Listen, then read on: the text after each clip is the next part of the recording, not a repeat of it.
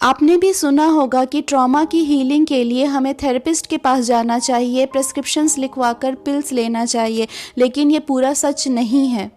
Healing उन छोटे अनदेखे सारे कामों से होती है जो हम हर दिन किया करते हैं, जैसे कोई भी प्रतिक्रिया देने से पहले, रिएक्ट करने से पहले एक लंबी गहरी सांस लेना, और फिर जैसे कि आपको एहसास होता है कि आप सेफ हैं, आपके जो शोल्डर्स हैं, कंधे हैं, अपने आप रिलैक्स्ड हो जाते हैं।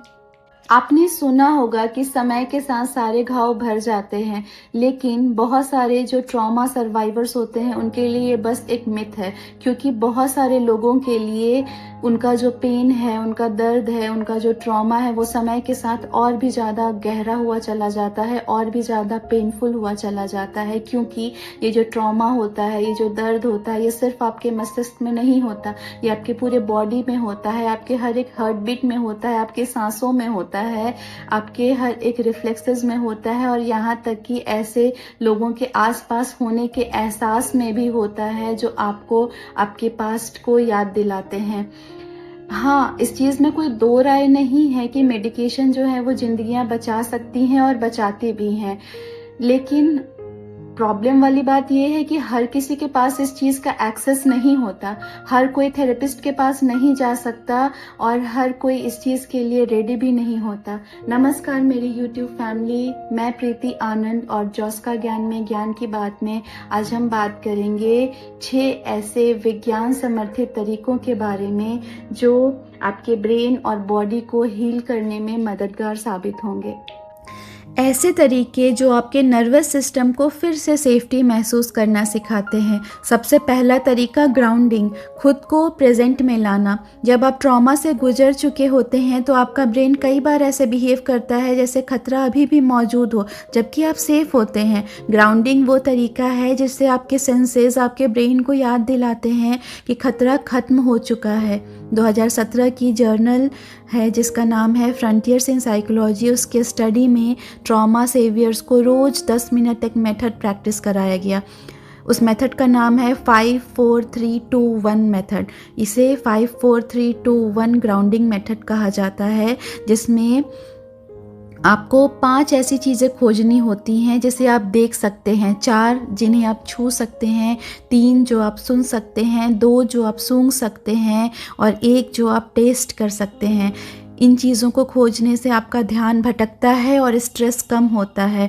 8 हफ्तों बाद स्ट्रेस के समय उनका नर्वस सिस्टम ज़्यादा काम और स्टेबल देखा गया। ये कोई मैजिक नहीं है, ये एक अवेयरनेस है। हीलिंग उसी पल से शुरू हो जाती है जब आपका बॉडी समझ लेता है कि उसे अब लड़ना नहीं है। दूसरा तरीका है जेंटल मूवमेंट, अपने बॉडी को वापस पाना। जब सेंसेस को सेफ्टी याद आने लगती है तो बॉडी फिर से मूव कर सकती है। ट्रॉमा के बाद लोग अपने शरीर से बिल्कुल डिस्कनेक्टेड सा महसूस करने लगते हैं, जैसे वो बॉडी के अंदर है ही नहीं, बस बॉडी के पास पास जी रहे हों। योगा या फिर ब्रिस्क वॉकिंग या मॉर्निंग वॉक या टाइची जैसे जेंटल मूवमेंट जो होती हैं, इससे खोए हुए कनेक्शन को वापस बनाने में मदद होती है। 2014 में बॉस्टन यूनिवर्सिटी की स्टडी में पीटीएसडी से जूझ रही महिलाओं ने हफ्ते में 2 बार 10 हफ्तों तक योगा किया। पीटीएसडी का फुल फॉर्म होता है पोस्ट ट्रॉमेटिक स्ट्रेस डिसऑर्डर। अंत में उनमें से आधे से ज़्यादा क्लिनिकल पीटीएसडी क्राइटेरिया में ही नहीं रही, जबकि कंट्रोल ग्रुप में यह संख्या सिर्फ 21% थी। कंट्रोल ग्रुप का मतलब होता है कि जैसे जो साइंटिफिक एक्सपेरिमेंट हो रहे होते हैं उसमें एक ग्रुप होता है, और उस ग्रुप में वो एक स्पेसिफिक उपचार जो होता है वो उसे प्रोवाइड नहीं किया जाता, उसे ही कंट्रोल ग्रुप कहते हैं। ब्रेन स्कैन्स भी हुए थे, तो ब्रेन स्कैन्स में जो ब्रेन का पोर्शन रहता है, जो मस्तिष्क का एक पोर्शन होता है जिसे अमिगडला कहते हैं, उसे फियर सेंटर भी कहा जाता है, उसमें एक्टिविटी कम हुई, और प्री फ्रंटल कॉर्टेक्स जो कामनेस को मेंटेन करता, इमोशंस को मेंटेन करता, नॉइजलेसनेस को मेंटेन करता, वहाँ पर रेगुलेशन जो है वो बढ़ा। मूवमेंट करने से सिर्फ ये फिज़िकल एक्टिवनेस नहीं आती, यह हमारे बॉडी का धीरे से हमारे मस्तिष्क को एक कहने का तरीका है कि आई एम बैक। तीसरा तरीका है एक्सप्रेसिव राइटिंग का, यानी कि केओस को कहानी में बदलना। अगर मूवमेंट बॉडी को रिलीज़ करने में मदद करती है तो राइटिंग माइंड को समझने में मदद करती है। कभी कभी हीलिंग उन शब्दों से शुरू हो जाती है जिन्हें कोई और कभी नहीं पढ़ेगा। 1980 में साइकोलॉजिस्ट जेम्स पेनबेकर ने पाया कि जो स्टूडेंट्स 4 दिन तक रोज़ 15 मिनट अपने डीपेस्ट इमोशंस के बारे में लिखते थे, उनका इम्यून सिस्टम ज़्यादा मजबूत था और महीनों बाद उनके डॉक्टर विजिट्स भी कम थे। राइटिंग आपके ब्रेन के लैंग्वेज हिस्से को इमोशनल हिस्से से बात करने देती है ताकि जो कभी अनस्पीकेबल सा लग रहा था वो धीरे धीरे समझ में आने लगता है।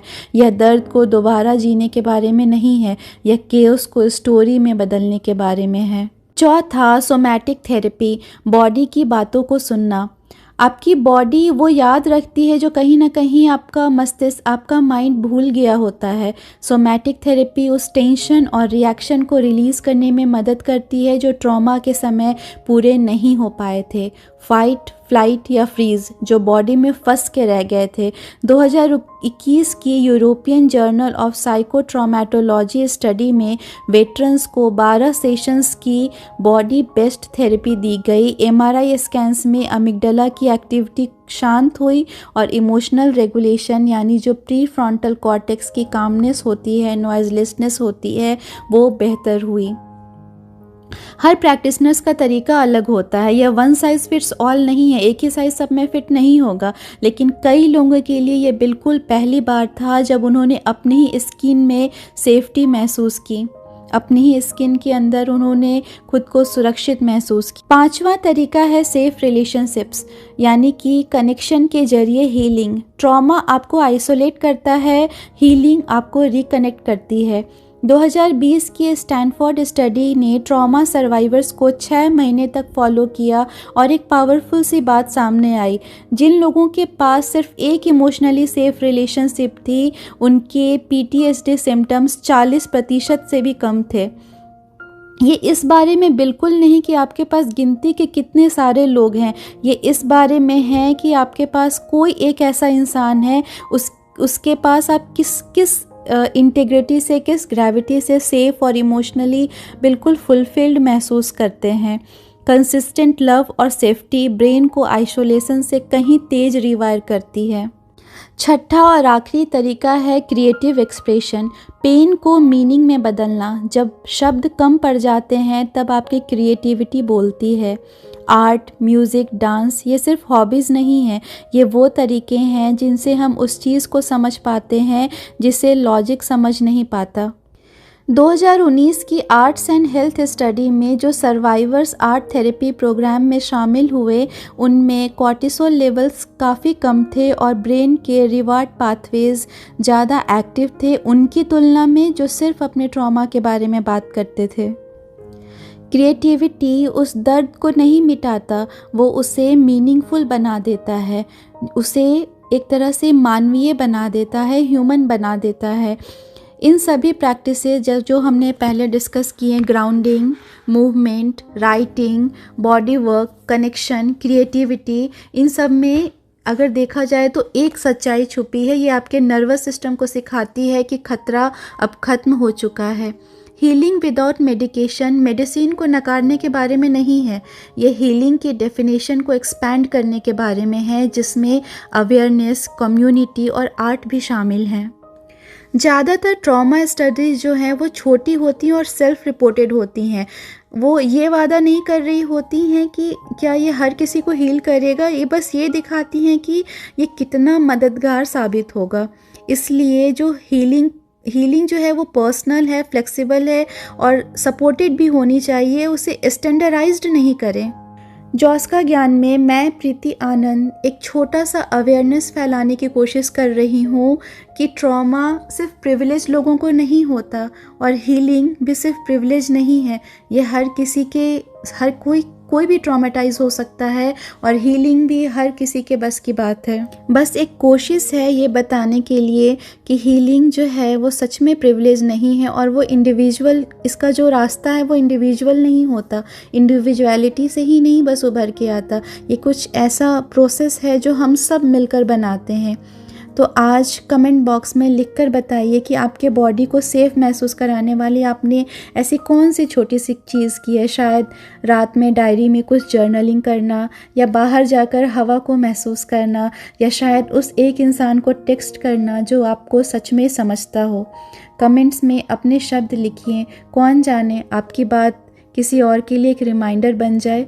हीलिंग किसी की एक ब्रेक थ्रू मोमेंट में नहीं होती, वो शांति से क्वाइटली होती है हर बार जब आप खुद के पास वापस लौटते हैं।